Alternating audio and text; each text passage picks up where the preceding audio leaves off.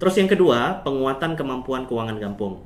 Dana desa yang dari APBN itu Sobat Desa itu udah disalurkan sejak 2018 sampai sekarang. Jadi mungkin udah ratusan triliun begitu ya uang yang diedarkan ke desa. Namun pernah nggak kita coba cek dari dana desa yang beredar itu tadi berapa yang udah balik jadi pendapatan asli desa? Kenapa ini penting untuk didalami? Ya saya berpandangan ini relevan dengan situasi kita sekarang.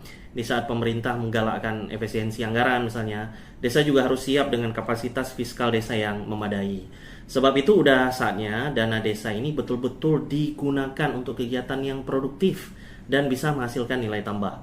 Baik secara ekonomi buat pendapatan masyarakat maupun secara fiskal untuk nambah pendapatan asli desa. Sebagian desa-desa yang udah maju ya pendapatan asli desanya pasti udah miliaran ya.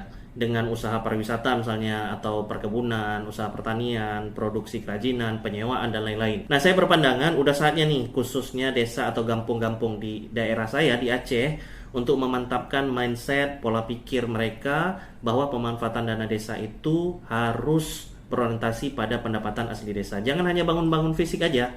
Bayangkan Sobat Desa, dana desa kita di APBN itu ada 70 triliun.